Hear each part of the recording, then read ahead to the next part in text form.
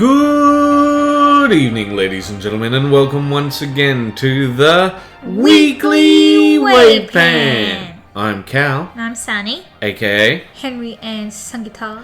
So, first off, we've got Cage, who managed to outpace us before we got our video out.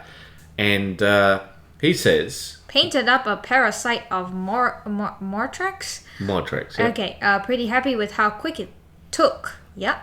Yep.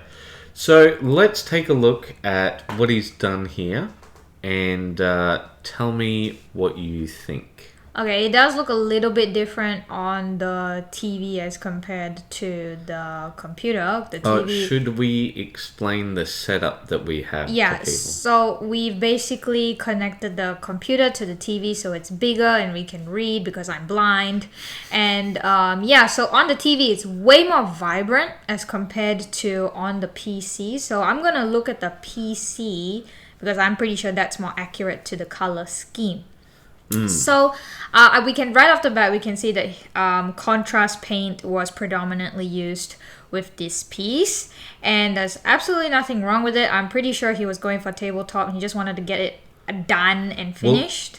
I do believe his thing is he said he was very happy with how quickly it was done. Yeah.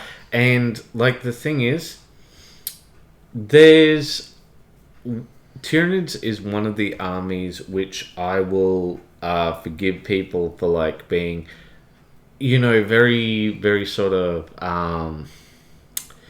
dismissive of the painting of it because there's just so many of them. And it's also very detailed, as we can see. Lots of crevices. Well, it's very organic, but what do you think of the color scheme and how do you think it's come together? It's a good choice of colors, honestly, because it's got the nice...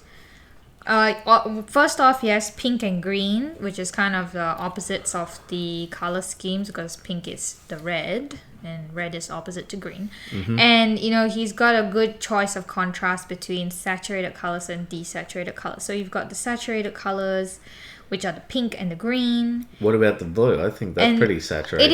It is like I would consider, yes, saturated, but I would also point out that it's more dark as well, tone-wise, which is good.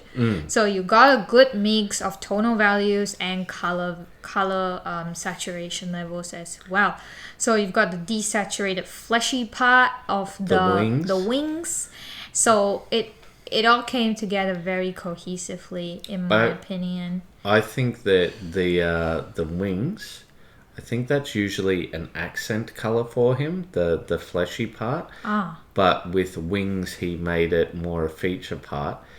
I do like the 3-color scheme, red, blue, green. And once again, I'm saying red in the same way that you are. Yeah. Right? Because it's... I think that it's closer to a purple than it is to a pink. What do you think? It is a hot pink. It's a hot pink. Hot pink. Very Unlike much. you, who is a hot brown. That's your lipstick colour, isn't it? Yes, but I no longer have that one. But yeah, it was my favourite lipstick. But yes, it is very much a pure pink, I would say, this colour. I would not say it's anywhere near purple at all, but I can see why you would think that because like when you look on like the RGB scale, that's hitting like fuchsia, which is on the scale is more like a pinkish purplish area of I think we'll move on, and what we'll say what he did well. I think that the color scheme is working. He's tried it out a few times, and I think it's coming together. I think. As for what could be done better, what do you think could be done better? Like I said, I think he's going for tabletop, yeah? Yeah, he said he's aiming for speed. Speed, so you did it. This is speed. It's neat, it's tidy. You have very minimal pooling with the use of your contrast, so that is a skill set as far as Henry has told me. Like contrast is not a beginner tool. You need a lot of control with it, and I think the fleshy parts would be where that pooling is gonna happen the most. But you can see how it's flat where it's flat, pulling only where there is the crevices on the little stretchy parts. And I think he did a wonderful job in that sense. Improvement wise, I really wouldn't know, because I don't know, you could perhaps do a dry brushing at some places if you wanted to. Okay, so as for improvements for me, I think like the contrast has come out really well. But the only thing is, I think, ironically, you might want a bit of a matte varnish. And like the reason I say that, right, is because sort of how, you know, glossy it will be with the contrast, Yeah, because it's quite obvious what it is. Yeah, and I think you could really do a little bit of contrasting in texture where you do the matte varnish on places like the fleshy parts of the wings. I liked this, where it's the contrast of like the city and the mechanical versus that. Yeah. But so I think it does work. Yeah, it works. Alright, so I'm just going to close this because we've opened up everyone already. So, there's no writing on this one. Ignore. Alright, move on. Did he not say something about smooth butt? No, not in this one. This is the start. He's not written anything up here. Alright, so do you want to read out? WIP Cerberus Raider. This is Raider, right? Not Rider. Raider. Starting to add in the final details now, and then I can do a final tidy up of all those rough bits. Okay, so he's finished the piece completely at the end of the week, so we'll take a better look. But let's take a look now and just soak things in a bit. Oh, look at that control there.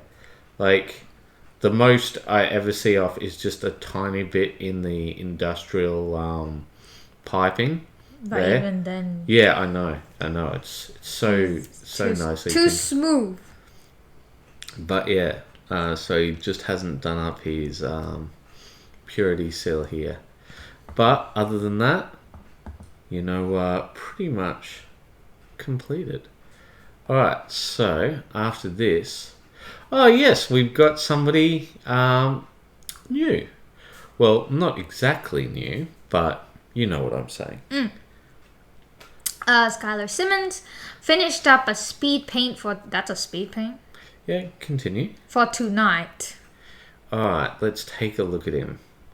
Unfortunately, I think I'm going to have to... No, we've got a bit of a zoom in here. So I think the model is fantastic. Yeah. But the base kind of ruined him. Yeah, exactly. That's what I was thinking too. That was my exact thought. So I'm going to zoom in a bit on this guy. I actually like how well he's done the photography. Yeah. Like, even though it's obvious that it's on a phone and such.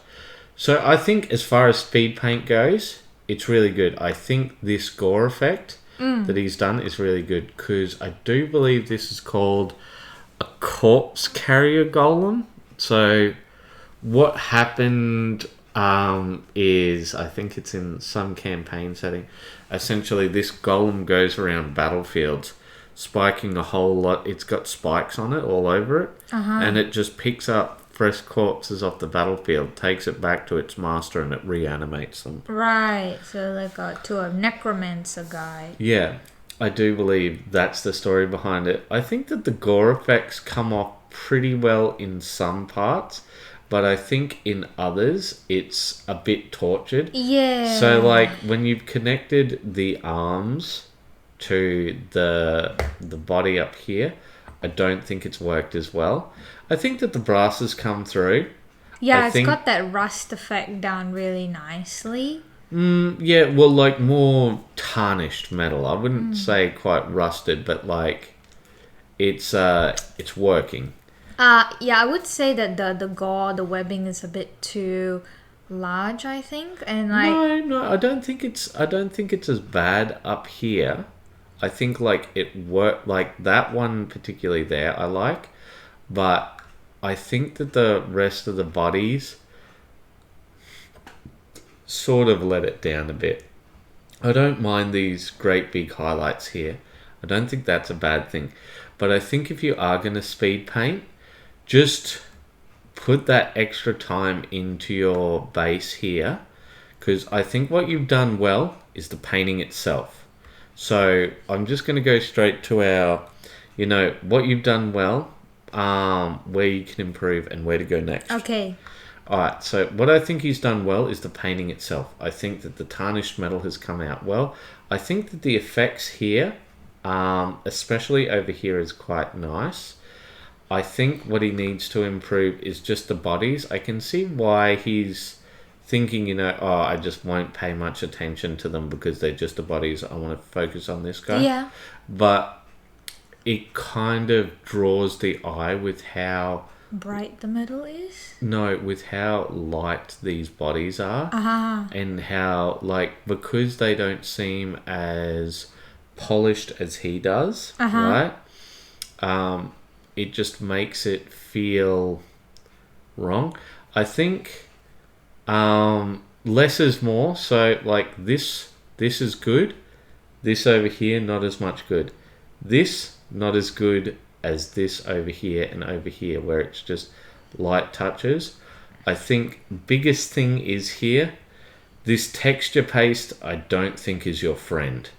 These 3D printed rocks I don't think are your friend. I think literally just gravel from a driveway would serve you better than that, than the 3D printed rocks. But I think you did really well. I think the photography is really good. As for where to go next, for me, I just put some more stuff on the base. Literally. Just put some more things on the base, and I think that you can recover this. You could put some other inkling of bodies or death around this area to show that he was walking through a plane looking for bodies, sell the story. Because base is where your story is mostly sold as well. I was talking this week about prints of opportunity, and it looks like you're into 3D printing, so maybe if you've got some failed prints, just get them with those legs or bodies and just spray them, dry brush them, just do a quick brown for the clothes or whatever, right? Don't focus on that. And then do some of your gore effects and put them around and make them the feature sort of thing. Yeah. But this texture paste, in my opinion, has completely failed you. I think it's also because it's all one tone with that. Yes. I think a very, a strong wash and dry brush would help things a lot, yeah. But I feel like all of his basings betrayed him. I would say so, yeah. Because it took the attention away from you.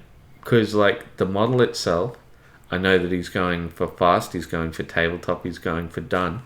But it's good. Yeah, there's nothing wrong with it. That tarnished metal really, quote unquote, shines. It's the first thing that caught my eye. Just that level of I thought it was detail, but you can be pretty sloppy with something, and it looks really good, right? It's one of those techniques that you use for something like this, and it really did its job. Yes, but that's the thing. It did its job, and I think that's what you're getting at more than anything else. Yes, and then once we saw that other angle with, and I was like, oh, the base, Yeah, because I think when we're back here and we're just wait, what? Huh? Because the far one seemed all really nice. Because there's the body here, right? But it doesn't sell a field of corpses. Yes. But I just really feel like the basing could be improved, yeah. Well, no, I feel like he's well, they say, this is texture in a tub or something, right? And he's gone, I'll do that. And then, he goes, here, comment on my thing. And, I feel like it might not so much be him. He's just sort of oh, yeah, look, I don't really know how to do bases sort of Yeah, thing. yeah, that could be it too. And he's like, oh, I'll just put texture in a tub. And put some rocks. That's what people do, put rocks. Yeah. and then, you know, he just got betrayed by his materials. But there is one thing. I'm going to... it'll open the YouTube. So, how do I get to the comments without this thing turning on me?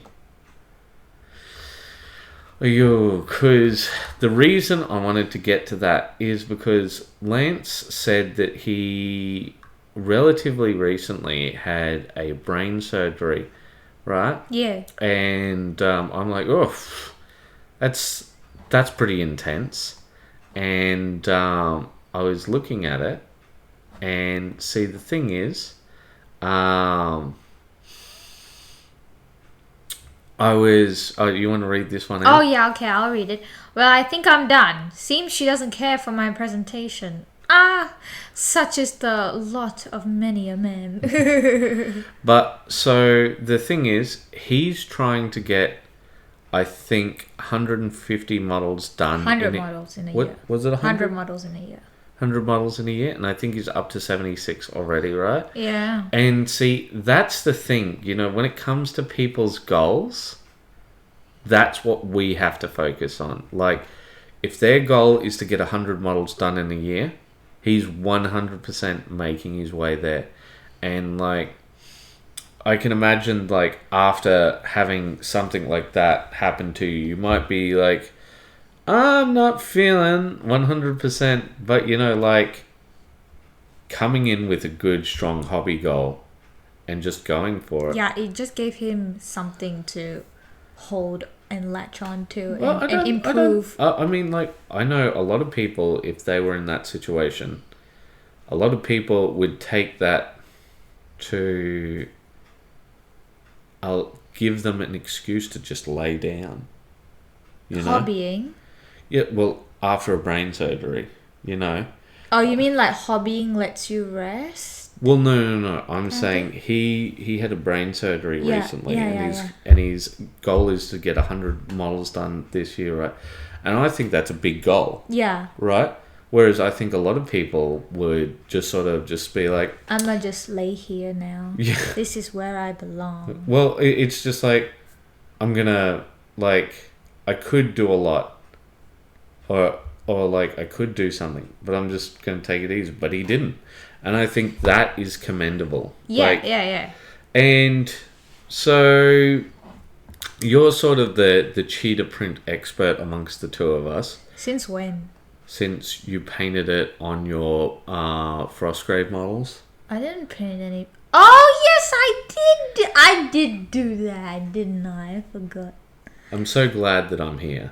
I'm so glad that people remember things. So, what do you think of the print? Unfortunately, Lance, you have the opposite issue from Simon. Your base was really good, but Well, yeah, I do think that his base has improved. So, I do think that he still needs to put texture down on his bases. But see, with the way that he's done this base, I think that's where he's made the most improvement. But I agree the model's a bit flat. Yeah, so I think he could. She could use a bit more tonal value. The dots didn't quite come through as one of those wildcat spots. Is she a cheetah? 'Cause I think the wildcats are sort of like... They're a lot like... You know how house cats are just sort of... like, there is no... Like, of course there are species of cats, but it's like... What species of cat is yours? Mine's an orange. What's yours? Mine's a black. Yeah, there are those like pure black or pure white cats. You wouldn't know what those are called. It's like a black cat, a white cat. But I think with a lot of the sort of cat folk people, like, they don't have like a particular origin, because it looks a lot more like a hyena than it does like maybe in the coloring and the spotting. Yes. Yeah.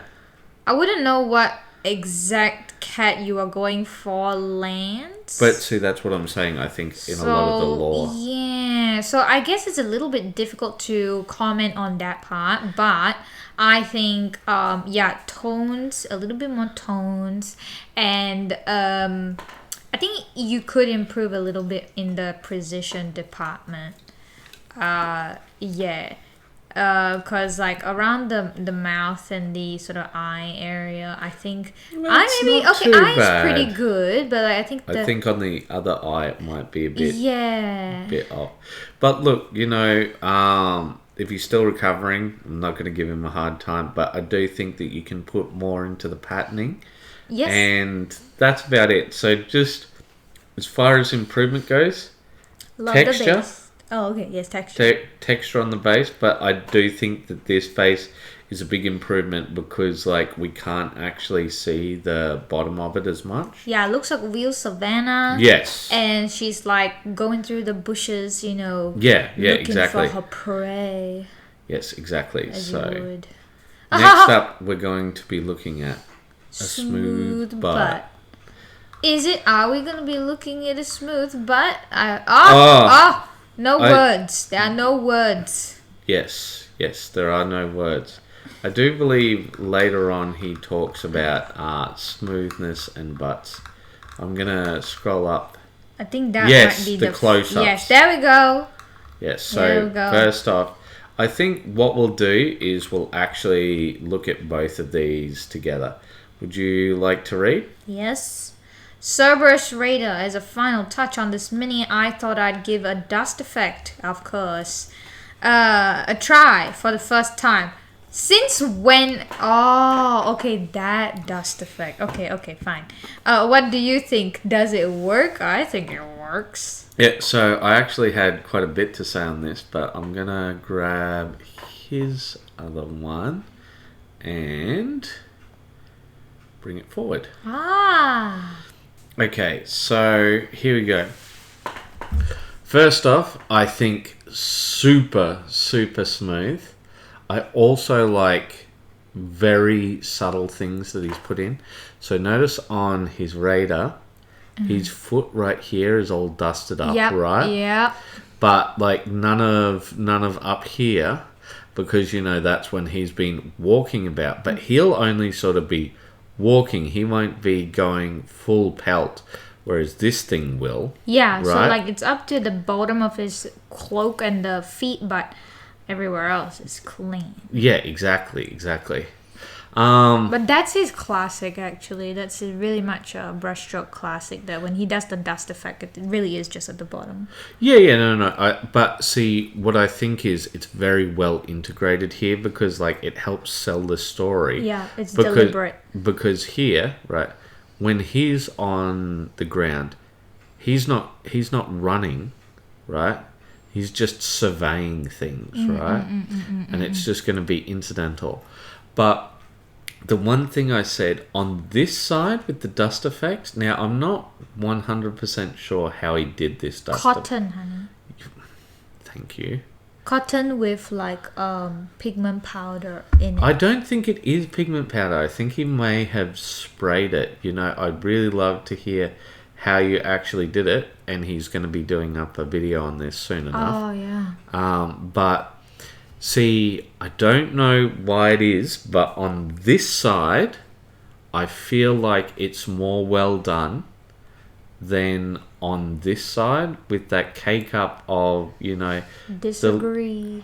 Disagree? Strong disagree. Alright, you tell me why you think this side is better than this side. I think it's good on both sides because like it shows the highlight of where the cloud dissipates, and I didn't even notice it. That is a good thing, by the way, because it is so well integrated that my brain didn't catch it. That's why I went, what are you talking about? This is your first time doing a dust effect. You've done dust effects more than all the time. And then it was like, oh, he means the cloud, the dust cloud. And I was like, that picture was the one that really sold me because I saw how the light hit the back of the highest points of the dust trail. And I was like, that looks very real to me. So the reason why I look at this and there's just something that keys to me which sells it as cartoony. You know? Maybe because of that little white puff there, maybe. You know, the Kellogg's K there. No. Whereas, like, this feels more natural. Yeah, I guess you're right on that, but I don't know. I think it sells the cinematic effect. I thought it... Yeah, it's does. really more See, about... it does look very... I will agree it looks cinematic, but I don't know why it is. But, see, this is one of the things. But, look, I'm happy and glad that there's disagreement on this point, because I think when it comes to that, right, I think one voice can be overpowering. Yeah. So here we go. Let's take a look at some of his close-ups. And of course, it's to show off that leather work and, you know... Yeah, the leather work's come up. The dials. I think it's time for him to start doing scratching and such with his leather. Because his leather looks quite nice, right? But one of the things I take a look at here, right, is we don't have strong contrasts of kind. Oh, this is true. This is very true with brushstroke stuff. It's always very smooth, flat with literally everything. And I think that is something I will agree with you on, that he could use more texture variations in his work. And leather, especially when it's used very often, it will start to lighten in some areas and will have those cracks and scratches and things like that. I would agree on that. Yeah. Because, like, the thing is, when it comes down to it, right, what we are trying to do with some of these people, like, so, for example, when we were comparing, I'm having a senior moment. It was Patrick just before, was it? Before him? Yes. Lance. Sorry, Lance. Yeah. Patrick's coming up with his airship. Oh, yes. So, like, if you wanted to compare these two as painters, right, it wouldn't even be fair. But the thing is, we've seen this miniature evolve slowly over time with brushstroke for the past month, would you say? Probably. Mm-hmm. And the thing is with that, right, it's one singular miniature done over a month, right? And the thing is, this is what I'm talking about with giving... See, that looks so nice. When so real. Look at that. When it's zoomed in like that. But see, also, one of the fears I have with these zooms in is, see how you've got that tiny wisp up here, right? Can you see it right there? No, I understand. But there are the most pedantic people who we have encountered. And sometimes this is why I don't like cotton as much as a material, because, like, it's very easy to sort of set things up. But I think the way he's done this cotton looks... so realistic. That's why I am convinced it is not airbrush. Maybe. Because airbrush will matte the cotton together and it'll start looking solid in some areas. It's still very wispy. So that's why I think he used pigment powder instead. Maybe. You might be right. But yeah, and see, look. So you can see that sort of clean separation. Yeah. And that's what I was talking about with selling the story. So yeah, look, see here. See, that one's got more of that texture there. Yeah, and more depth. Yeah. Whereas I feel the backpack doesn't. Yes. Okay, right? yeah. I wouldn't mind if he didn't bother to do it on this one. This could you circle where I'm pointing? Yeah. That one, because it's pretty much hidden. It's not a key feature. Exactly. Backpack and this is like feature. Yeah, the side pack. And I feel like he could have side saddle. Yes, yeah, he could have done a bit more on that part, yeah. Ugh.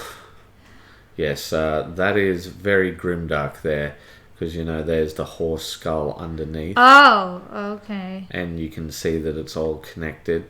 Like, see, in 40K there can be no AI, right? Artificial intelligence, or as they call it, abominable intelligence. So everything is essentially lobotomized people or animals. that's even worse. Yeah, but see, that's kind of their point, right?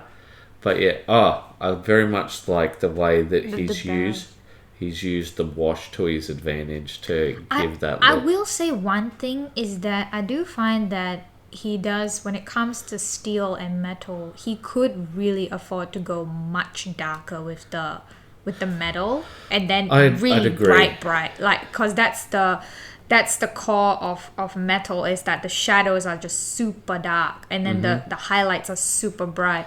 And I often find that he does go for mid-tone, starts off with mid-tone silver and then goes bright from there. It doesn't necessarily look bad, but I do think it will look even better if he did start it from a much deeper silver. Because just one more thing. Because usually the mid silver is the one that you can really see the mica flakes, and it often ruins the effect of that smooth steel look. Yeah. Okay. It looks like shiny rather than shimmery, than shiny. Yeah, okay, I see what you're saying. So, in my opinion, what he did well is what he always does well, which is just absolute smoothness. The base is absolutely fantastic, right? And so, when I first talked about the base, he's like, oh, don't worry, there's going to be something extra, and I didn't realize he was going to do that dust cloud. Yeah. And I think, like, it integrates so well into the base, right? Unexpected and beautiful. Yeah. Yeah. What can be improved? I think texture. Yeah. More Contrast of kind. Contrast of kind. Yeah, I would say 100%. But yeah, but like he also has his own style. So I mean, like at the end of the day, like, are you like selling out your own style, or? But that's a conversation for another day, and we are going to move on. Alright, so next up... It is Patrick! Patrick Cunningham. With his green balloon, boys. Yep, and so, like, Patrick Cunningham is my hobby hero for this week, and the reason is, right, is for the past few weeks, I think he's, like, posted this thing printed. Posted this thing up undercoated. Yeah. And then, like, the next week he's like... And now I've gotten this bit done. And now I've gotten that bit done. And see, like, the reason why I really like that is because that's how life is for some people, right? And, like, the thing is... You're chipping at it a little bit at a time. Yeah. And you're showing that that's what you're doing, Yeah, and, like, the thing is... We want to celebrate not just... all levels of hobbying, but actually getting to hobby. Yeah. And see, like, I think that's why it's really important to celebrate these little moments like this. And, like, that's what I was talking about before when, in that block of text that I wrote, where I said, recycle your small successes. Yeah. And see, like, that's what this is, right? It's a series of small successes slowly being turned into a bigger success. And, like, that's the big thing. Or at least it is for me. And I think that he is very much trucking along. I'm very much loving the vibrancy of the green against the subtle red and the warm browns of the perfect complementation and the wood and such. Yeah. I think it's coming together well. But it's just a work in progress. Just, quote unquote. Yes, I will point out that there are, like, I can still see some sort of little bit of whites here and there in the over paint, but it's all right, But yeah, there's a good chance he might get to it because, I mean, we've seen some growth here and there, but it might be good to point out now. So, let us move on. Next up, we have duckies. Paul Miller. No idea why, but I found myself bidding and winning a Blood Bowl duck team. I'm not super interested in playing them, so did a really rush paint job to get them finished. But they're so cute. Look at them. Alright, so let's take a look. I tell you what, for a rush paint... I think they look really good. Yeah, me too. And the reason I think they mostly look really good is because you've got that very neat white against, all of these quite bright colors. I don't know if you've done any black lining in the helmet area, but that seems quite neat. Quite neat indeed. Yeah. I don't think that there's any black lining. I very much like the way that you've done the bases, but I do feel like they're missing one element. I feel like if you had some reed or maybe a little pebble-like thing. Yeah, something. Just something extra. But I think reeds would work in very well to this theme. Yeah. But also I think because it's got the black eyes with the white against the white, it's just very nice and neat. Yeah, it will definitely it stands out of the board, I like the text. Line ducks. ducks. Getting your ducks in a row. Oh! Or in a line in this case. Line. But there is one thing I want to say. Rather than having a box like this behind you, instead just a sheet of paper or block of wood, something like that will help you take better pictures. Because your camera won't want to focus on this. Your camera seemed to focus on these guys just fine, but some of the times, if the backdrop is more busy, your camera's going to want to focus on the busy thing. And then, unfortunately, the thing you wanted to take a picture of doesn't show up. And some of the times it will steal the focus from these mentally, not literally. So I think the camo pattern he's done is really good with these guys. I'm pretty sure these guys are catchers. Yeah. Because they got catcher's mitts. Mittens are so cute. And these guys are throwing, I'm fairly sure. The ones with the balls. Yeah. But I think they all look very nice. I think very much in that sort of cartoon style. The only thing I would say is the white hasn't come through quite as well on this guy. Yeah, here we can see the streaky bits there. But I do like the teeth on the ones that you have done teeth. I can spot them right away, all the individual teeth. And that's why I was just like, doesn't sound like a rush job when there's so much detail and paid attention to detail. Well, so I think what he's done very well is he's painted in the style which they are presented. Yes. Right? I think that the bases are quite nice, but I think they're missing that crucial third element. This is true. What you could do to improve... Now, he does say that this is a rush job, but if you were looking to improve, what I would be looking at, and this most definitely more trouble than it's worth, but black lining on the helmets and the other areas to create a degree of separation between the two items. And it's a very sort of cartoony look if you do it quite extreme and would fit them. Is there anything that you would add to this? No, I think he did a really good job. It fit the style. The improvement sort of thing? Yeah, okay. If you still want to go... You could do a singular line of highlight in a brighter sort of orangey yellow color for the beak. If you want to do that too. Because that will really sort of add to the cartoony effect. Because you know how cell shading is. Right, yep. Yeah. So you're saying that this has a cell shaded feel, so maybe sell that more. Yeah. But he did say they are a rush job. Yeah. I think, like I said, we can't technically say too much if that's it's a done deal sort of thing. Yeah, you know? yeah. But I mean, perhaps for next time. Yeah. All right. So next up. Oh. Yes. Mr. Jean Vision. Yes. And he wants us to just say Jan. Hi, Jan. But we're not going to do that, are we? We're not going to do that. I mean, if smooth butt brushstroke is stuck, you can be stuck with Jean Vision. At least you have pizzazz. Okay. And done. Eric the Enlightened is finally all finished up and just in time for hashtag Moonstone May. Oh, 23.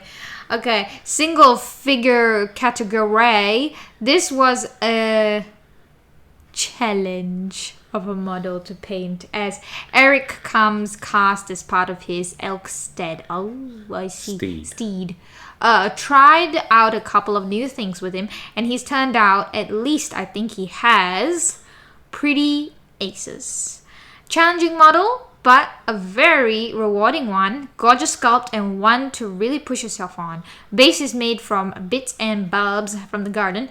C&C, always welcome. So, it's time for Command and Conquer. Da da da da da da da da. Only on Mobile Legends. Oh, you ruined it. But yes, so this is some sort of lion moose. Well, he no longer looks like Lion Moose now that he's done all those highlights. Yes, I was doing a callback to his thing where he's like, it's not a lion moose. Yeah, guys, I told you. I said it was an elk. It's elk boy. But yes, so the lion moose is looking a lot. Look at the glow in the eye. Yeah, very the glow nice. in the eye is quite nice, especially just that very sort of subtle glow there, right? It's not over the top at all, right? It's very, very subtle. I like the horns. The contrast is so strong, so very strong. But do you think that's how it looks in the real life? Well, what I want to take a look at here is, yes, so he's trying to indicate, but see, this is one of the parts that I wasn't as sold on here. So what I want to take a look at is, yes, these various areas. What? Super! Oh, yes. But taking a look at it, I think is, yeah, this is the first picture. So tell me, where is the light coming from? The top, I would presume, like this like angle. Straight down? Not straight. Could I borrow the mouse? Just tell me, like this way, or Yeah, like this way. so like here. Yeah, top down, but from an angle, I think. Yeah, so this is sort of the angle, and so like that would make that true, right? So it's coming from, let's say, top left here, right? No, Sorry, top left. Not top left at all. So mid left? Yeah. Mid, okay, so... Like from here down. Oh, right? so It's almost here. the exact top. So yeah, the exact top, but it's not like straight down, right? It's at like an angle. sang it. Yeah. Sang it. Sang it. Okay, sang it means... Slanted in Malay. It's a very common slang word that we use in Singapore. Yes. We use lots of different languages from the other races to create Singlish, which is Singapore English. Yeah. But, so when you take a look at this, right? So that's very much correct. So it hits up here, right? And you can see that it gets more of that. And it gets more of over here. So we take a look. But I feel like it's a bit darker around here. It would be. And the reason why I want to bring this out is because when it comes to these sorts of things, right? What we are trying to do is we are trying to give feedback that is appropriate for each person, right? And so the thing is that what Stephen is, like, what's appropriate for Stephen isn't going to be appropriate for Lance. Yes. Sort of thing. What's appropriate for one isn't necessarily appropriate for another. And see, I just feel like this is way too bright. And like the question I have, right, is like, is he backlit? We originally thought that, right? Like, but could I really borrow Mouse Coon for a second? Thank you. Ayo. Because, like, so for example, right? Let's go to here. If it was really backlit, the back of these horns would be very, very bright. Exactly. You know, and this area here, just right at the top there, the bum would also be very bright. I feel like Here. the butt is quite bright, right? But I feel like there are other parts which are bright, which shouldn't necessarily be. And Well, so like I take a look here, right? And so if it was coming from, as you were saying, like around here, down and on an angle, I can get some of this side with how sort of the light's reflecting and that sort of thing. Because you've got strong highlights at the front of the kneecap as well. But then on this side, like they feel exactly the same values. Yes. And like just as bright, and it just so, and like the reason I'm bringing this up, right, is because he's entering this into a single figure category thing where it's a competition piece, right? Mm-hmm.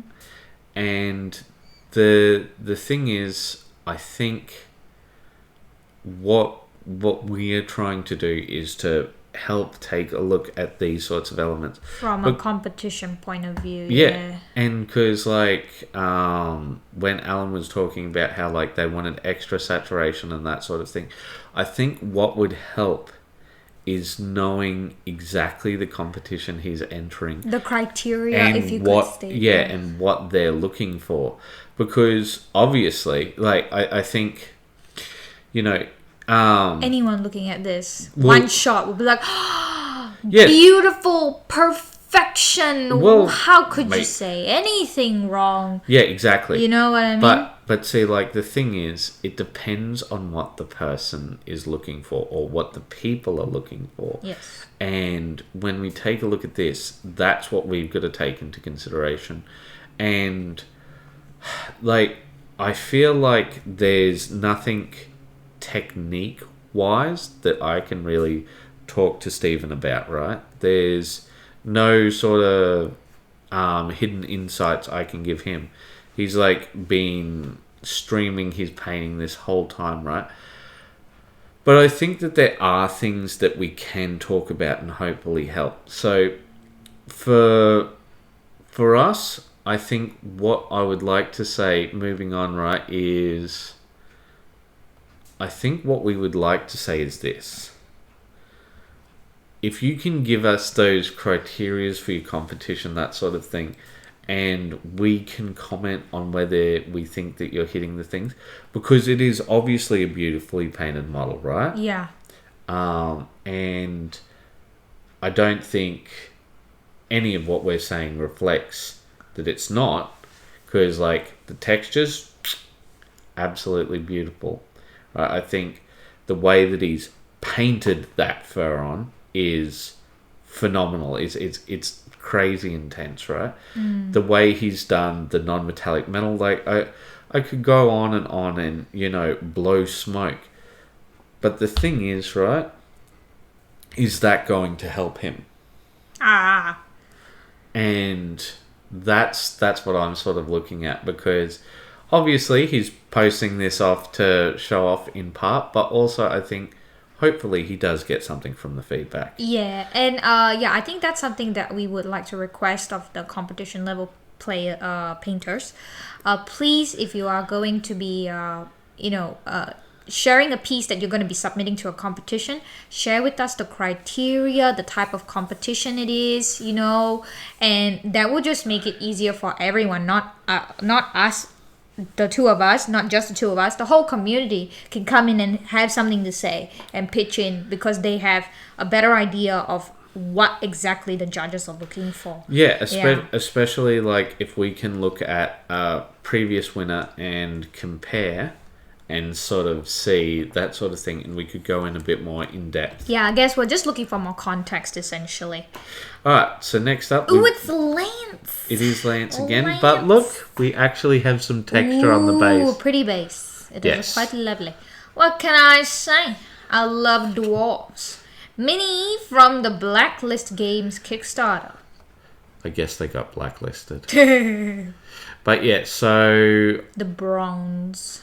I feel I love the bronze. I think that is pretty much a lot of the metal. And see, I feel like maybe if Brushstrokes took photos under stronger light, sort of thing, he might you might like his metallics a bit more. Maybe, or but maybe if his wife took the photographs instead of him. But like with you. But to be fair, he likes his matte look. He has mentioned this. Yes. So yeah, so look at the flower boy at the base. I think the basing is like vastly improved this week compared to weeks before. Oh, look at the cape. Yeah, the capes come up quite nicely. I quite like it because it's the color, but it's there's some nice highlights here.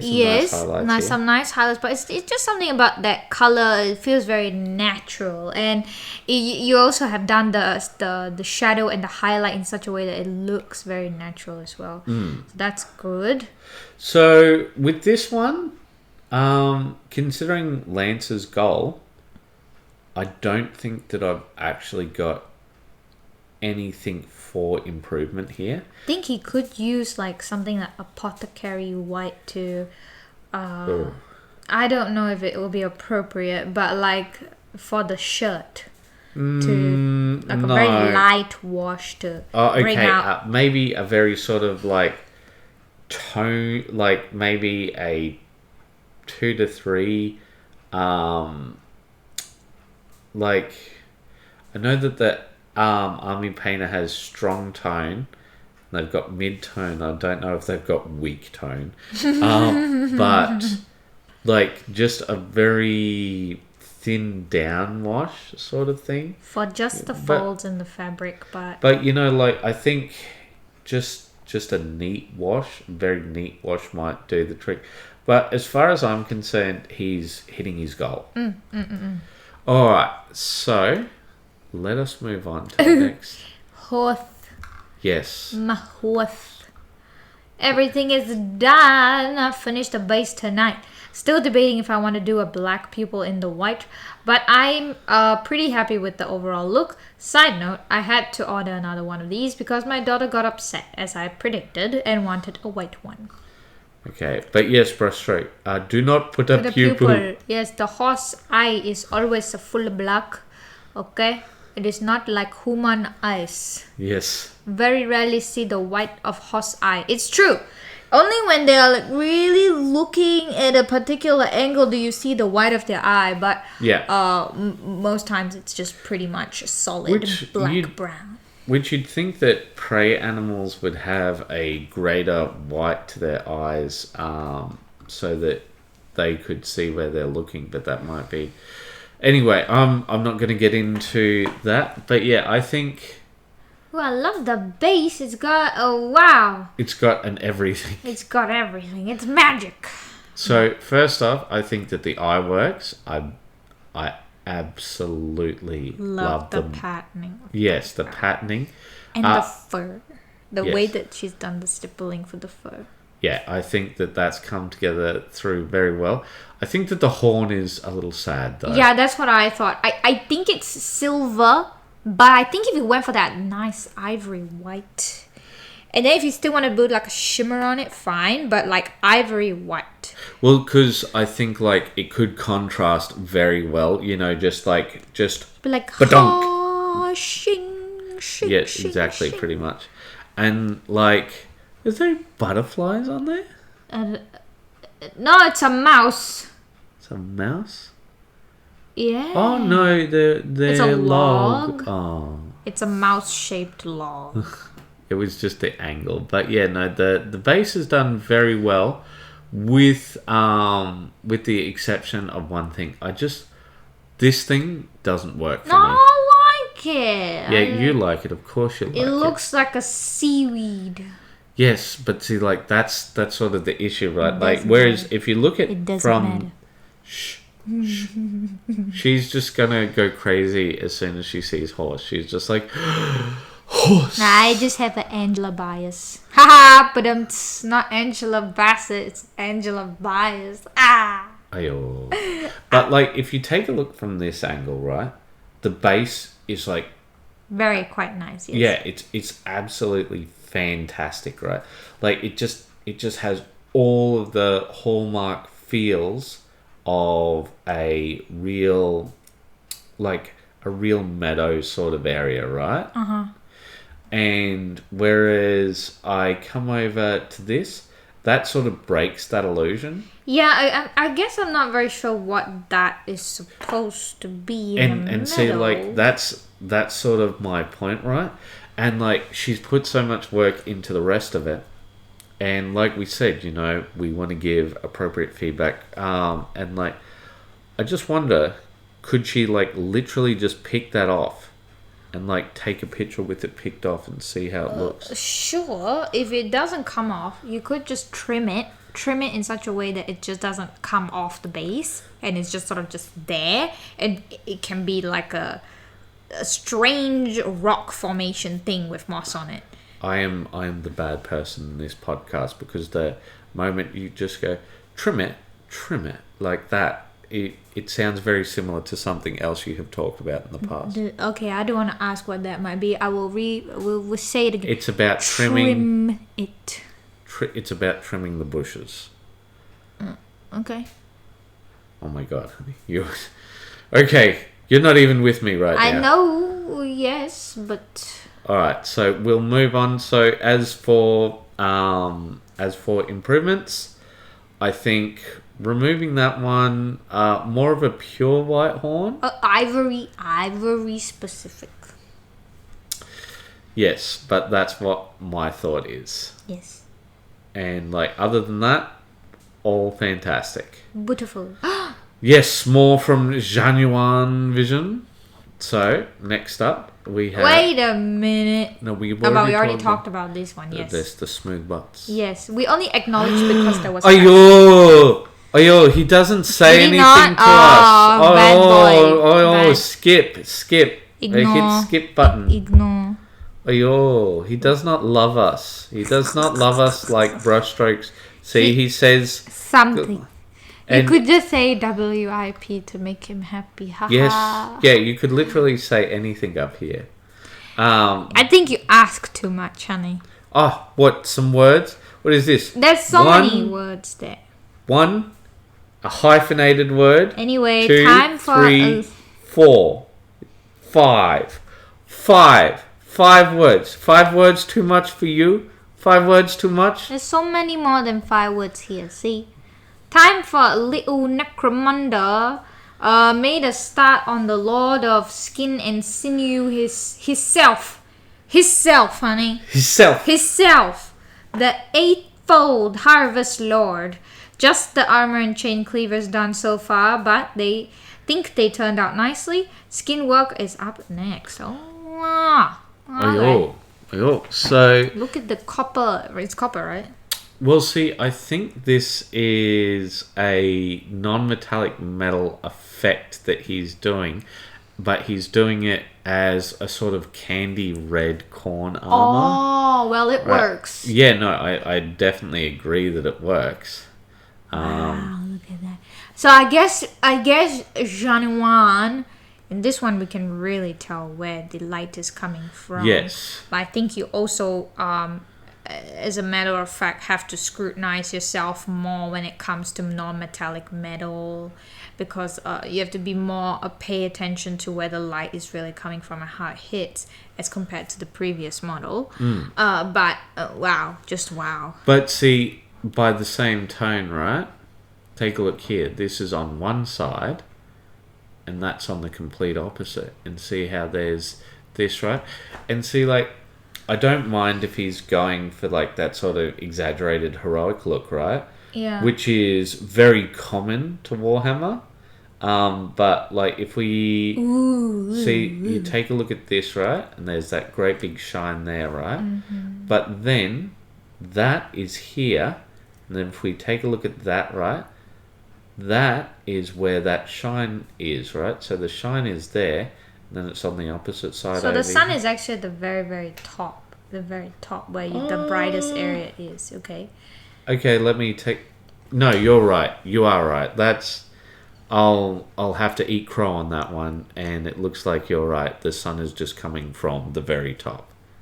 Yeah, it does look like you're right on that one because like there's those very strong shadows in there, The front, and yeah. then like up here it's all just on the rim. So just a high noon sort of thing. Like Yes, high noon, straight down sort of thing. perhaps. So you're either saying, well, if you're not saying high noon, you're saying something almost. like 12 o'clock or something. Is it, yeah. Okay, yeah. No, I think it's come along really well. Like the shine effect is like quite vibrant. Wow. You know? I like this. Yes. Okay. Here thing. If it is on the high noon, right, the very tip of the blade at the bottom, I think, would not have that shine. But see, that's what I'm sort of saying. Like, if we can like have that one bit of feedback, like just saying, you know, I'm going for X, Y, and Z, and see, like Warhammer is very much known for its exaggerated look, sort of thing. Yeah, right? so I think in one other aspect that he might be looking at is because you can't just have one angle at which everything looks perfect, right? The model is going to be twist and turned. So it almost, he could in some way also consider that there are going to be multiple hero angles. Yeah, I understand what you're saying. You know, there's no one shot for everything, but that's what I'm saying. Like, if we have that knowledge of where he's aiming for, we have a better idea of where he wants to go. Tree. Next up, we have Joseph. the man, the myth, the legend. Joseph. Yes. The weekend was a success. Hooray! Over 20 hours of Aeon Trespass played. I'm loving it. Did you play it by yourself? He did. No. He did. This is very sad. Yes. Next time we're over in England, which is not, we will not visit the lonely clouds and dystopian hellscape. We will visit Joseph first. I'm just like, hey, I heard you playing by yourself again. And then you smack him in the head and you say, oi, don't be violent. I'll be like, I play with oi, you women and your violence. You know what? In every role play, all these women, that's what they like to do. The tsundere. Not tsundere. They're like psychopathy. Honey. Yes, all of the... we've got 3 women that we regularly role play with, and they're all like, I want to hit the man. And it's like, is this guy a villain? It could just be like that, you know? Oh, it is not like that. It is not like that. A friendly pat on the head. You go pat Joseph. It is. We will play it is a with domestic violence. Someone please save me. Hiya yourself. Anyhow, he loves it and finished the lonely tree. Yes, because poor Joseph is lonely playing by himself.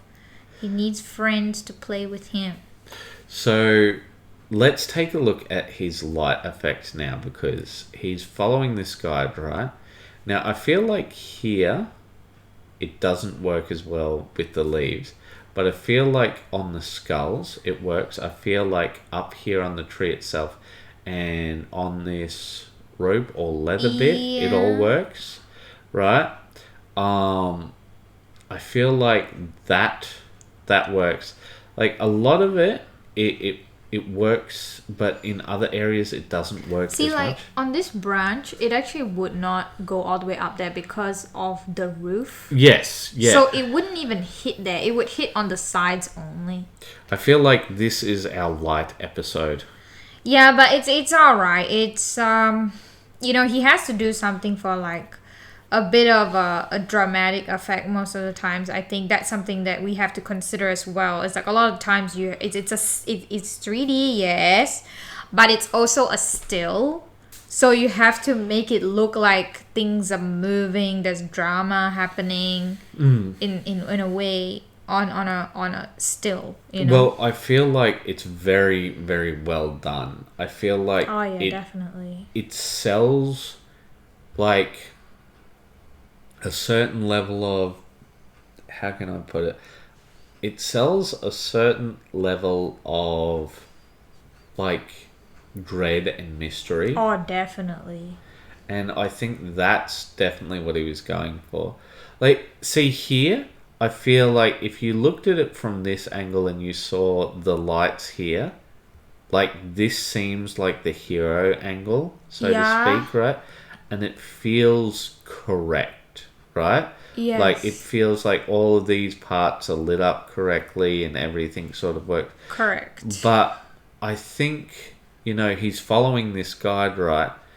And I think in some ways it obviously helped a lot, but like where it's made the leaves yellow, I don't think that's right at all. Like, I think that they should be more a pinkish sort of colour there. No, it would not. If it's a red leaves, if the light shines through, it would have a strong yellow center with orange to red. Oh, okay. It would never be pink, no, unless the light is white. Okay, because I'm just looking at how they're yellow, almost just brownish. straight yellow. Yeah, I agree on that. So, like, I think, all right, well, here is what I would like you to do. Could you go through what he's done well, where he can improve, and so on? Well, it's what he's done well. What you've done well. You've got the great color choice, great contrast. Technique definitely has shown through here, and I think you definitely hit. Don't give yourself much of a hard time with the OSL, because I think you did actually achieve a very high level of OSL effect, especially with the lit parts of the bark and the tree, because you've got a very nice contrast between the super dark desaturated parts of the tree to the high contrasted part of the tree where it's mostly lit. And you can definitely tell that this has been set at night, and I think that's something that you've done really well. Yes, things that was done quote unquote poorly is, I think there could have been more attention paid to the way that the angle of the light would hit. But I also understand this is like one of the rare times you try OSL, so you might not be 100%, like you're still finding your grounds with things. But it did hit the mark pretty much hit the mark. Things to improve. I struggle with this one. Well, I think with this one, for me, I feel like the thing to improve is take a look at it for yourself, right? Take a look at it for yourself away from the guide and then go, what did I do well? Where did the guide steer me wrong? Where did the guide correct the things that I might have done wrong? Because I think having that knowledge will make you a better painter. Definitely. Because, for example, right, with this, is this something that the guide told you to do? Or did the guide just say, as an example, the light would hit up there? Well, okay, I will say one thing in defense with the way the coloring of the leaves are, because this is obviously set at night. Yeah. So the way light affects transparent things at night is very different than the way light affects during the day. Mm-hmm. More shimmer, more pass through, but at night, very much suddenly transparent things become opaque looking because of how dark everything is. Mm-hmm. The shadows of the surrounding pretty much fills in the transparency of something, and it's pretty much just the color of the light that would hit. Maybe, perhaps, but I think it's time for us to move on. I think we've hit our various points. All right, so up next we've got Cal Vanoni. Vanoni, right? Yeah, Vanoni. 28 Aztecs completed. So let's take a look.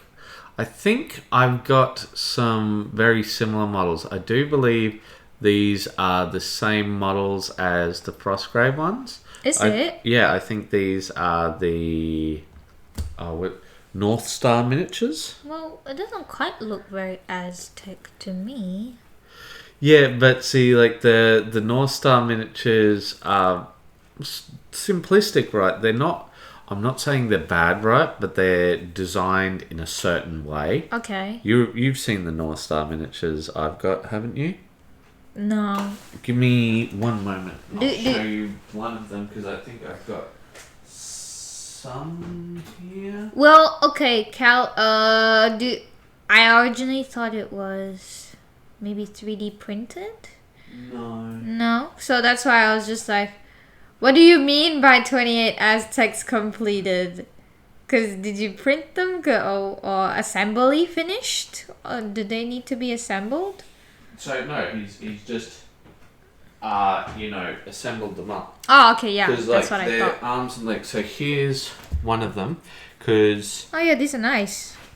but yeah, so those are the style of miniatures. I feel like Patrick might have painted one of these at one point. Yeah, I think maybe Patrick and Cal know. Oh no! I've fallen into a trap. All right. How is this a trap, honey? Because now you will talk about me. Yes. Time to talk about my husband. Ayo. Well, he's done this wonderful commission, a tabletop commission for a client. Do you want to read out the actual words? Oh, okay. A very quick tabletop bone dragon for a commission.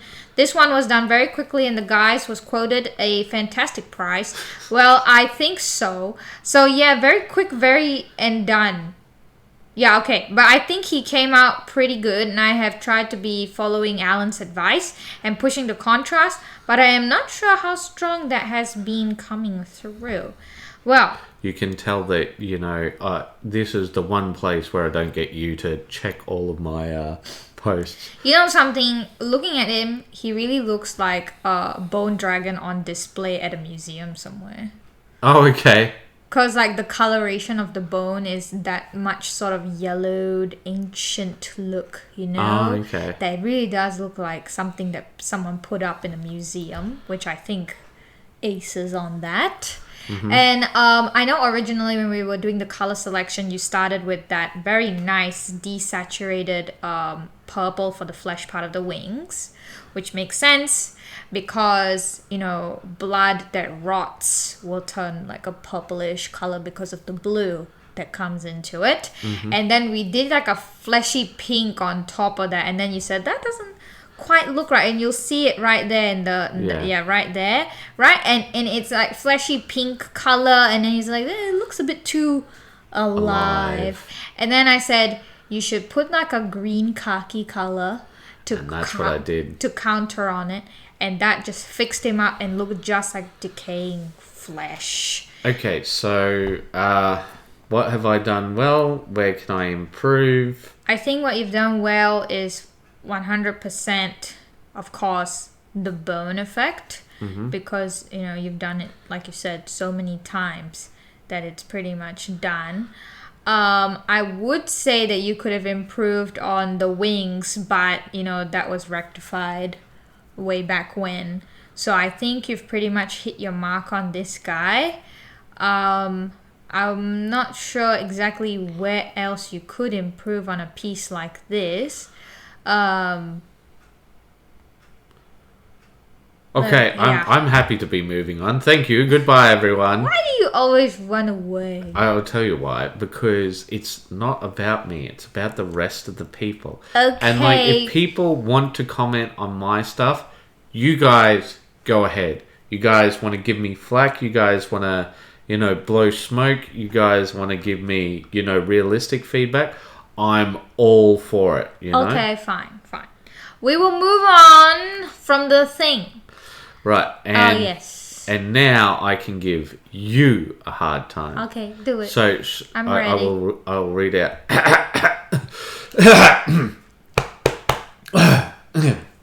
Time to drink water, honey. No, I was being dramatic.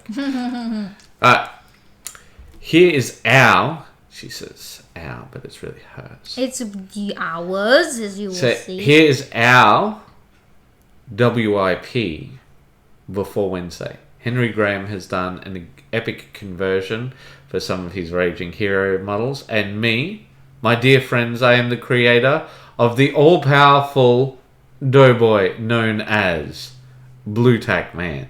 Bow before his dopiness. Yes. But I wrote something up in the comments and I absolutely love it. Because what I thought was, I thought, well, first off, I didn't tell you that, I can just pour super glue over this guy and essentially harden him and he'll be good for painting. But the other thing was, I also found this, and I'll see if we can. Well, everything could go wrong, and I thought I've got to have a lamenter protecting these two, and that dopey guy somewhere in the background, just being like, just pressed up against the wall, or maybe like. Find a kid-style model, like holding on to the doughboy. I thought you were going to remove the child and replace him with doughboy. And then that would be just as good. That was what I thought you were going to do. Is all the talk that you've been giving in the comments section. All right. So next up. WIP Wednesday. Be warned, I did a Sunny and there are captions in the photos and a lot of text below because I am basically catching up on my lackluster performance for the past 2 days. So I have pretty lax of late with the daily... I didn't say been yet. Pretty... Okay. Daily post for the week. Also, I have had plans and they have fallen through. But yeah, I am also... sorry, that's my bad. So it has almost been 2 months since Sunny and I, have done anything for ourselves, hobby-wise. So I've started doing something for myself. Well, kinda. I have always wanted to have an Adeptus Arbites force to fight my Gene Stealer cultists. A client of mine has gotten the Kill Team box, and I thought, hey, I can do this, and maybe do up a YouTube video with it. So I have started making an inquisitorial warband for the story to be centered around, and the Adeptus Arbites. So here we go. These are my works in progress, still very much at the planning stages. Oh, and we will start off with the Sunny original, and you can see what she does for the articles for me straight off the bat. I hope to see more of your stuff too, guys. Let's see lots of WIPs and amazing stuff all around. Okay. So, I'll read these ones out quickly. Not a big conversion compared to the others, but this is what Sunny really does business-wise for me. It's massive, the difference, as you will soon see. So, yeah, just this one. Just gave her a thunder hammer instead of a standard... Like, this is the Raging Heroes baton sort of thing, but I feel like it looks a bit like a blowtorch. Is it? I thought it was some sort of electric scepter. Yeah, maybe. Who knows what these weapons of the future do? But, like, the hammer, I feel, is, like, quite a clean conversion. Yeah. And then we have the more extensive conversions where, like, I removed all her bits and bobs and then just added an Imperial Aquila to the head. And I feel like what I wanted to do was sort of have, like, a hook coming out the back and that comes to an Imperial Aquila. But I feel like just with the dumbness of that conversion, it feels like a real 40k model. Like, I think it feels very much like if Warhammer had a priestess. It really does feel. Well, like the way I'm gonna paint her up is as a what do you call them? The navigator. Navigator. Yes. Okay. Yes. Can you tell when Sunny stops doing the pictures? This is my current inquisitorial warband, which is distinctly feminine from left to right. The reader of the tarot, the navigator, the inquisitor herself, the high noble of the campaign, the crusading knight, and the mechanicus agent. Yes. Alright, and then we have... Ooh, the ninja. Ninja. Who better to hench for an inquisitor than ninja? Like, seriously, why doesn't Warhammer 40k have ninjas? It has everything else. Yes, indeed. It's not sci-fi enough. No, it's too sci-fi. It's too cyberpunk. Assassins, legally distinct assassins. Hi, and I pointed out, like, how are they assassins with all that hair? Oh, yeah, no. Stealth. So the Calexis assassin, right? She is a shapeshifter. Ah. Right? And she can transform into anything. Right. But I think sort of the lore reason is like that allows them to sort of add volume or remove volume depending on where they're going, sort of thing. But I think it's also just, you know, a reason to have a ridiculously huge hair. Ridiculously huge hair that practically supports her entire weight. Yeah, yes. In this model, yes. Alright, so then we have Abadi's Team 1, and I've got to make 2 more, and I was like, what should I make these guys? But I think I've made up 2 more on Chitu Box, which is just another person with a shield. Yeah. And it's this girl, but instead she's got a power gauntlet. Ooh, power gauntlet. And so then there's these guys, and I'm just thinking maybe a guy with a bolter. So Avadi's Team 2, missing 4 members. This is meant to be surveillance and ranged group, because you've got this guy here with the no face mask. He's got all the electronics and all of that. Yeah. Then we have this group here, missing 3 members. Yeah. Meant to be the anti-riot squad. Yeah. And I think I painted up some of these guys. And light will absolutely devastate your, I should say natural sunlight will absolutely devastate these models, because I think just with the little amount of time they spent in the light, like these guys got really badly cracked, didn't they? Yeah. Then there were these guys, didn't have a plan for them, and there's a weird psychic guy, and that's pretty much it. Ooh, doughboy. Alright, so next up we have... the Aztecs. Cal Vanoni has started on painting them. First Aztecs done. Let's take a look. Well, the colours are quite nice. Oh, I love what he's doing with the skin. Take a look at this down here. See? Yeah, I can see that very dark shadow. No, it looks like he's doing some sort of patterning on them. Oh, is he?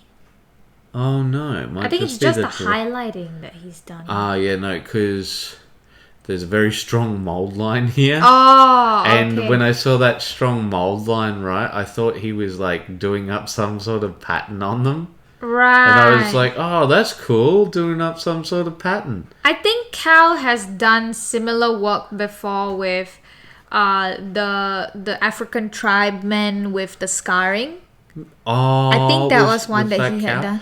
Because Cal, Patrick, and Lance all have very sort of similar style and models that they work on. But yeah. I think he's pretty much nailed dark skin. Yeah. And I think I'm pretty sure it's you that made the other African guys. But like I think that's something that is your strong suit when it comes to painting these guys up. And very vibrant choice of colors you've got for their. Well, I mean they are Aztecs. Aztecs are quite vibrant, I suppose. Yeah. So I think color choice you've done well. I think skin tone great, and like you're trying to get them done fast. But are these guys done? Because I don't see any basing.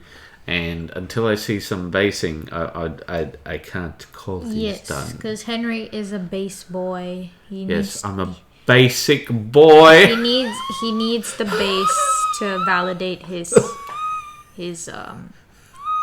need for satisfaction. Yes. And next up, we've got Sienna. Cian Williams. I nearly read it as Cyan once again. But yes, hashtag Whip Wednesday. Well, I am here. Been very busy outside of hobbying and managed to get some work done on my roughneck. Corrected the error on the chin strap, which I saw after my original posting, and have finally made work on the banner for the mobile infantry. Hoorah! I think he meant to say hoorah, right? No, that's hoorah, red. What do they say? Hoorah,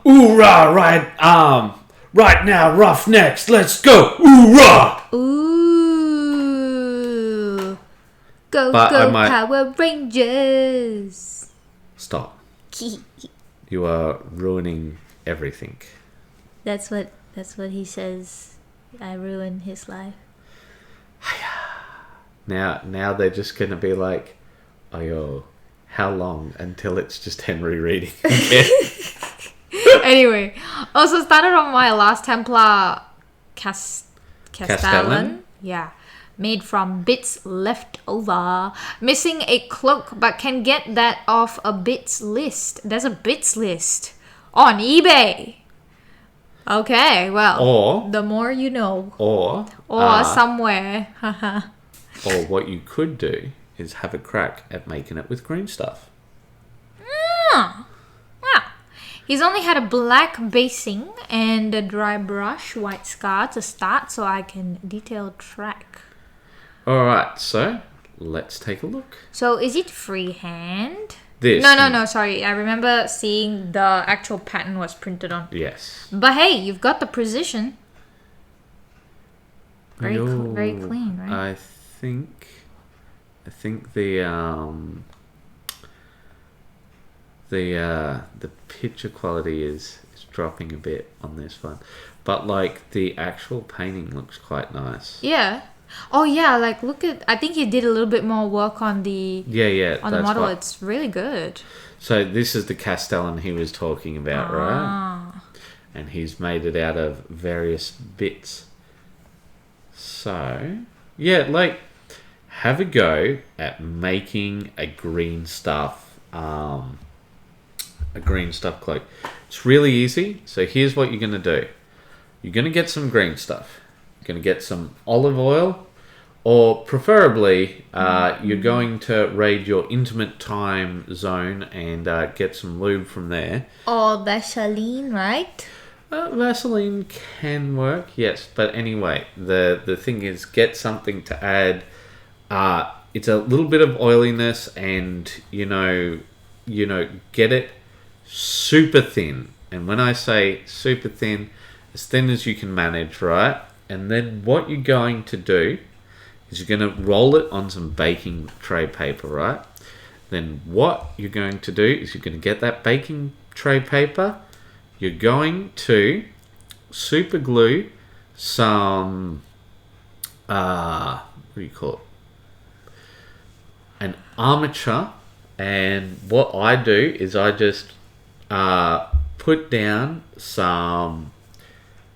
They're not called cotton buds. What the earbuds? What do we call them? Yeah, cotton buds, earbuds, they're all the same. Okay, yeah. Just put down some cotton buds to sort of help prop it up. You get that thing on the baking tray paper. You cut out a little cape design, and then you just get some blue tack to put it on the other side of the baking tray paper, and you put it onto there, and then you lay it on there overnight, and once it's all set right, you'll have your own cape.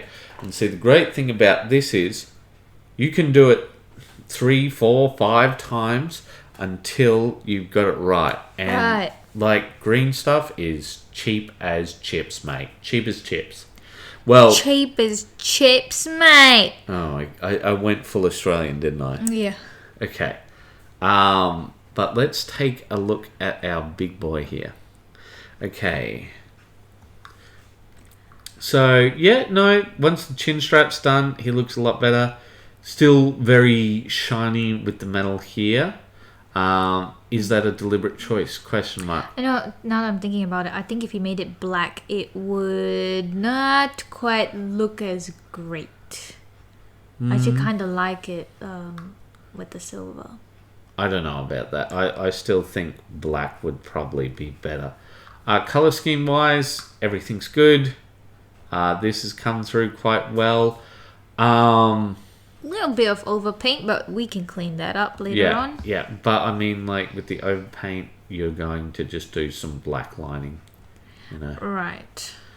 But over here, so I think the what would you call this? Webbing? No, it's not webbing. The leather case. Yeah. I'm not sure what you'd call that. Canvas. Is it canvas? I'm not sure. You know whatever you're wrapping the gun up in. That looks nice. Yeah. It's come together well. I think the color scheme has come together well. I think, you're well on your way to getting him there, and that's the main thing. And getting some hobby in every week is the big thing. But I hope you try out that thing with the green stuff, because I think that will help, but I can't know for sure. Right. All right, so next up, we have... Genuine vision. Cutting dose, cutting it fine in just before the wilds. Hopefully my... Whistle, sorry. Before the whistle, hopefully, my troop entry for #Moonstone May 23.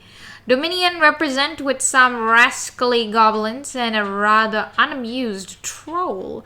Some of my favorite characters and minis from the game. Okay, let's take a look. And see, this is, once again, sort of... Alright. As a group, excellent, because they all seem cohesive. They all seem as if they're within the same group. The color scheming is similar enough, but the basing is the big thing that brings them all together. The basing is all exactly the same, but still allows for variations. For example, the mushroom, all of these little... They're all like forest. But that specific forest. Right. Right? It's not a generic forest. Yes. It's that specific forest. So I think that's really good. We have seen the troll before. Leather is amazing as per usual. I love the glass in the eye. Yes. It's all... There's lots of little details. I like that his potion is glowing and it's got a nice little glow effect there. Let's take a look. Oh, and so is the potion over here. Yes, very nice. Oh, yes, we have seen this guy. Yes. We love him very much. But see what I mean? Like, even though it's that specific forest, it's got that very sort of fairy tale forest vibe to it, right? Look at that, they got the candle man. Yes, so the lighting is absolutely fantastic here, and you can see, and also how dark it is back here, as if it was hit by a candle. Yes. Yeah. So this is very much night scene, and it's purely hit by candlelight. Yeah. Very well done. Or very much in the depths of the fairy tale forest. Ah, probably. Ooh. Oh, that rust is quite nice with the pug's eyes. Oh my god. Yes. Oh, well, actually, the pug's eyes are usually just pure black, aren't they? Oh no, it's just it's more disturbing than anything else. Like taking a look, but I like everything about him. I think that the basing is absolutely fantastic. The wood has come up so nicely. Oh yeah. He fits the rest of the group. The pug's eyes. A little disturbing. But it's alright. He looks fantastic.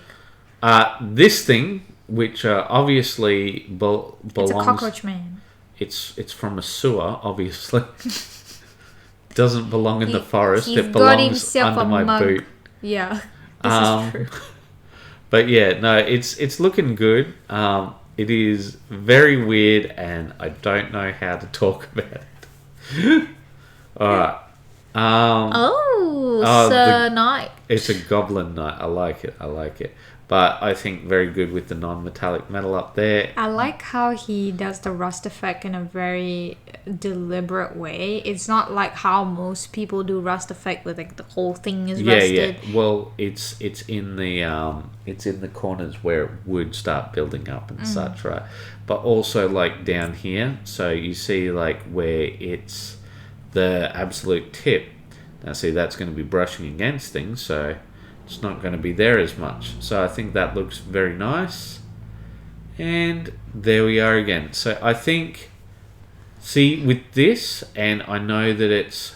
Alright, you know what? We'll take a look at Moonstone Main next time, because he did actually say the thing. So, you know what? Should we pause it and open Moonstone Main? I think we would be cutting in quite a fair bit because like we've still got some other people. No. I'm saying pause on the OBS and. Sure, then... why not? Okay, alright. We'll be back.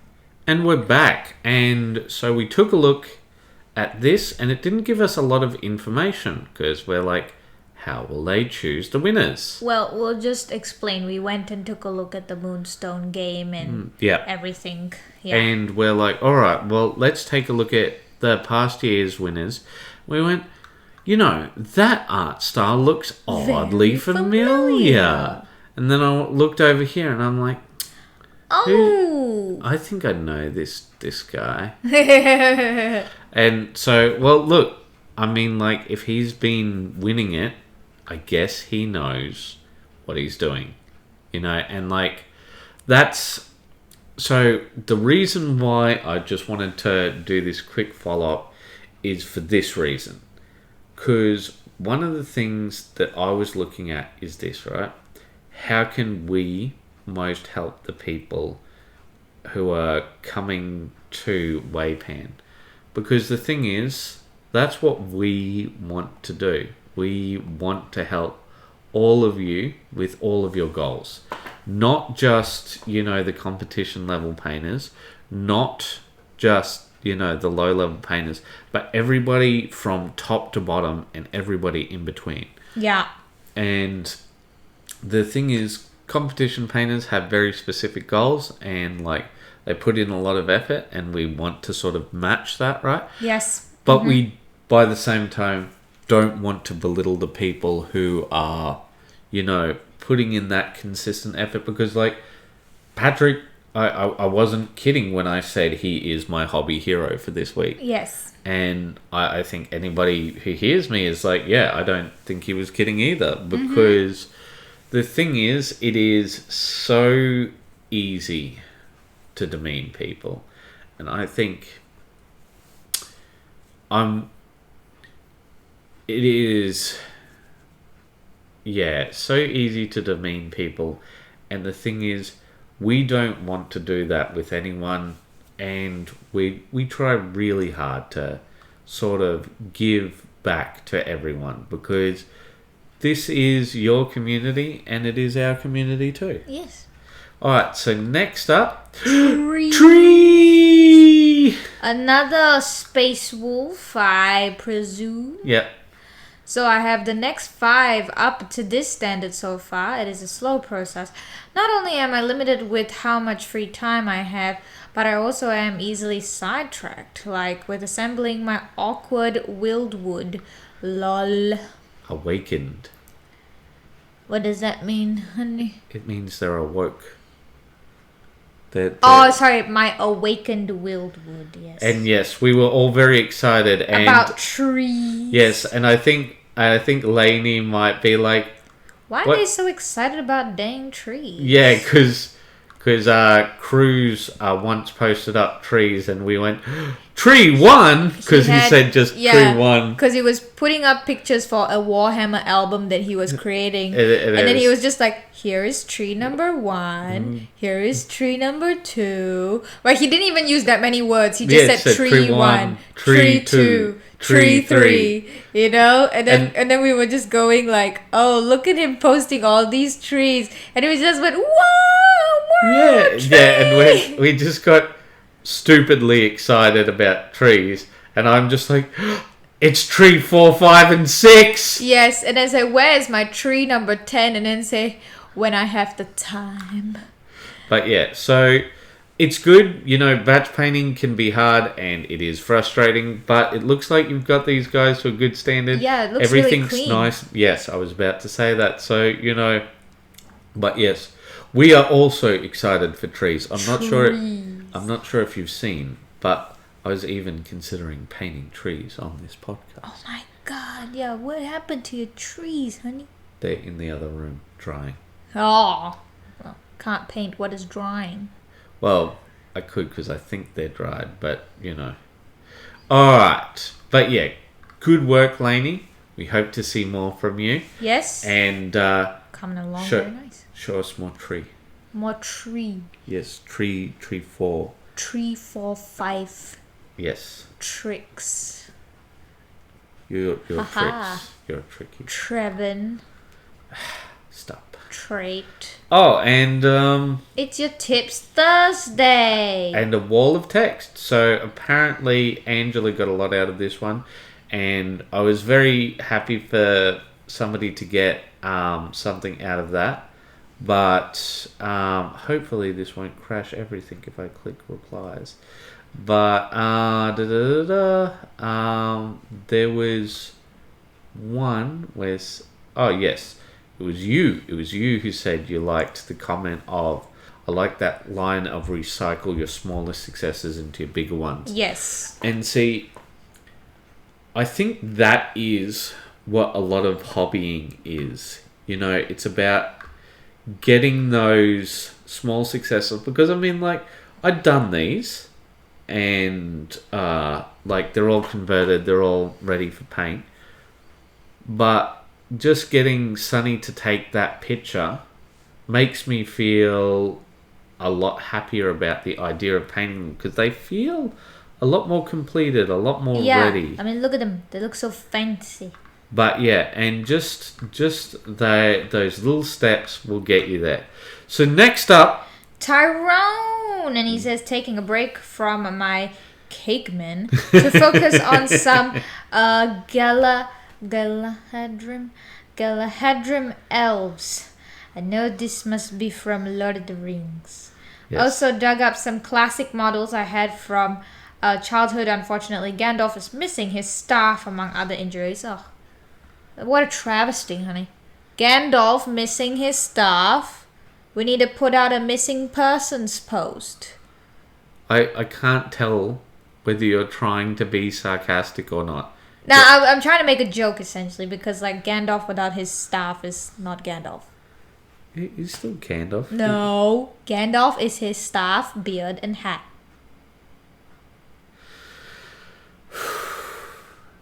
There's going to be an argument later, I can feel. I don't know anything about Lord of the Rings. Not much, anyway. So Matthew would be angry with you. Oh, I'm sorry. You know, I tried to read the book 6 times and I never understood a word in it.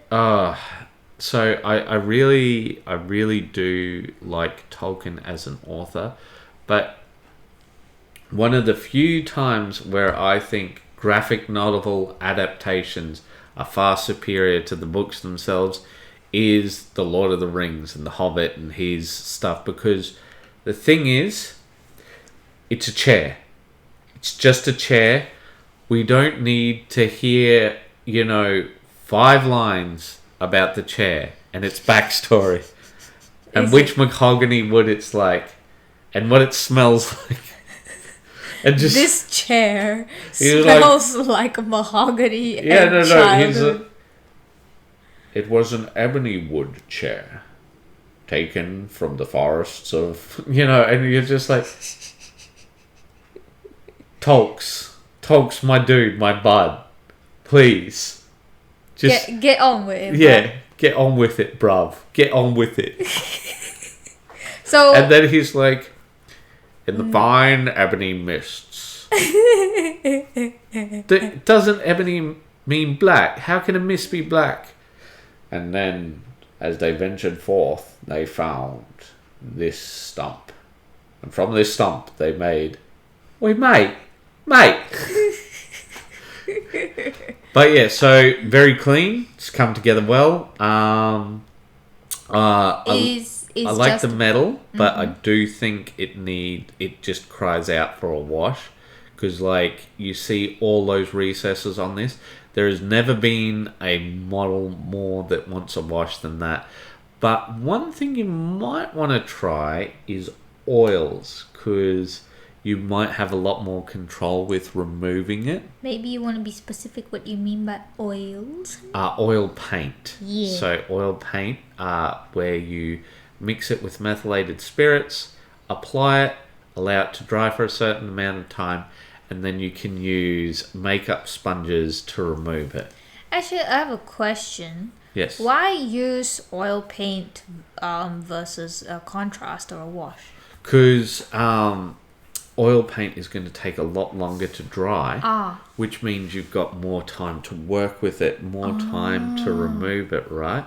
So, like, the reason why contrast paint is a pain, right, is because it's going to dry relatively quickly. And when I say relatively quickly, I mean relative, right? It will change depending on temperature and so on, right? Whereas oil is going to be a lot slower. And there's advantages and disadvantages to this sort of thing. But like this guy, a nice wash and like a dry brush of silver, and he'll just pop like you wouldn't believe. But the base. Yes. The base does need some work. Alright, so we've got a lot of these dudes coming along, and I think that calls for oils even more. And then... Ooh, who's this? Oh, this Gandalf? Yes. See? He looks quite young in this one. It's because he doesn't have a hat. And the beard not as long. Maybe. But yes, it looks like he lost a hand as well. But perhaps we can find a solution. But I suggest raiding the bits box for now. But yeah, like seriously, dude, like I really think a wash and a dry brush will just seriously change how these models look. And I'm just talking about the metal here. Don't worry about the rest of it, right? Just the metal. And I think you will really enjoy how much different they look. Yes. Alright, so let us move on. Oh, now she has to talk about me again. Yes, a quick WIP from today. I think I will need to re-establish the color shift paint. Trying to work on increasing those contrasts, but it's a start. Aiming for character level. Okay, let's take a look. We do know that when you showed the client this, they thought it was finished, but yes, look. Look at the shiny. But yes, he thought it was finished. Yes. I shouldn't say he, I should just say they. The person. Yes. To protect identity. Well, no, like, I am serious. Like, I really try to respect my client's privacy because it's very important to me. So I think it's important to them. But yeah. That's, I guess that's neither here nor there. That's more a me thing. But anyhow, I thought it was decent. Yes, okay, sorry, I lost my train of thought. I was just like, when I saw it, I thought it was coming along very nicely, and I'm not sure what that thing is. The octopus? That's what I thought, it was an octopus. And I thought the octopus came out really nice. You have nice You're not sure what it is, but it came out nice. Well, I did think it was an octopus, but I could be wrong. Yes, but you're like, I'm not sure what it is, but it looks nice. Me, doubt. It does look nice. But mostly I was thinking that, when we do the water, it should really be like that dark ocean, deep ocean. I've got a mix done up ready in the airbrush for hitting this guy specifically, which will be a lot darker. I'm going to try and be much darker down the bottom and come up. But yeah, we'll burn that bridge when we get to it. Yeah. And also, I'm a bit worried about how I'm going to have to re-establish the color shifting And yeah, we'll see how everything goes, but we'll burn those bridges when we get there. But yeah, I thought it was coming along very nicely, actually. Especially the green seaweed. Joseph. Oh, look, Joseph! The next few projects are built and ready for priming after work tomorrow. I thought this model really looked quite interesting. Yes, this is another Kingdom Death model. In fact, I they see. all are. So this guy is Slender Man, or a legally distinct parody of. And that's the Man Catcher. I think that's a Lion Knight. Sorry, not Lion Knight. Full lion armor set with 2 lion cat katanas, which in the game is very good. It gives a lot of bonuses, and yeah, I think it looks like it's coming along. I wonder if he's going to keep these bases as is, or paint them up, or like add put more some stuff. yeah Probably stone he faces. We'll see how it goes, but yeah, it's nice. It's coming in. Ooh! Yes, and then we have Martin, and we haven't heard from Martin. But this in one a was while. a commission one, wasn't Yes, it? yes. So here's my finished buildings for my commission. Yes, very yes. Just a couple left to do. Then it's on to the silver bayonet models. Bayonet, right? Yep. Okay. The colors are a bit washed out because I haven't got used to my light box. Sorry. That's all right. So, Sonny, what do you do, honey? You hit like a light feature. I know. If you're using your phone, you just press, like, use your finger and tap the area you want the camera to focus on, and usually there'll be a slider that appears immediately right next to the focus circle, right? And that's the brightness. So you'll just pull that sundial down, and that'll just decrease the brightness of wherever it's focusing, and you just adjust the lighting, and then you click the shutter button and it'll capture the photo. So I think these are 10mm, so it's very tiny scale. House. But what I very much like is how he's got this as his backdrop. That's really good. And then, like, these look so quaint and cute. It's your favorite, honey. What? Bridge. Yes, bridge. I love bridge. But yes, they do look very quaint, don't they? Look just like from the English countryside. Yeah, for sure. The rolling hills. Oh, look at this. Like, even with the little, first there. Right. Martin, I think you did a fantabulous job. Oh, I love the Greek Oh my god, look shutter. at, honey, the cafe menu. Cafe. Oh, yeah! Can we zoom in? I want to see if he's actually written anything other than cafe. I wonder if it's a transfer, or I wonder if he's... Cheating! No, it's... Oh, see, look. He managed to get the word special on there. Yeah, nice. Can you zoom in even more? Yeah, no, it's only special, and then the rest is just... a little bit of scribbles. Yeah. So How big are these? They look really small. I told you 10mm Yeah, is the I know. scale. But, like, they still look like words, though. Yeah, I know. Dude. Tarrant. Look Lots at of Tarrant. Look at the plaster detail. Yeah, it's really good, man. The stonework. Yeah, I think if I was a client, I would be very happy with that. I think I would be very, very happy with that. Also, I like the background that you've chosen. It's very nice, very classic, because you've got that nice rolling green, hills. and then like... No, you should do it completely rolling hills and be like, what version of Windows was that? Oh, when you say that, all I can hear is that... That's not how Windows sounds. The Windows... Do. That's how it goes. No, the... Like that one, I don't know that one. Ayo. I know my computer back when it used to be square and white and chunky. That was the days of the computer. One of these days we're going to get done for our accents, and then somebody's going to be like, listen, you Valley girls from California can't imitate Indian people. And I'm just going to be like, ayo. Oh well. But, I'm not Indian. no, obviously not. You're Singaporean. Correct. Alright, Anyhow, village buildings, gloss varnish the windows, and lots of tiny writing. Yes, tiny writing indeed. Yes, I thought that was really, really well done.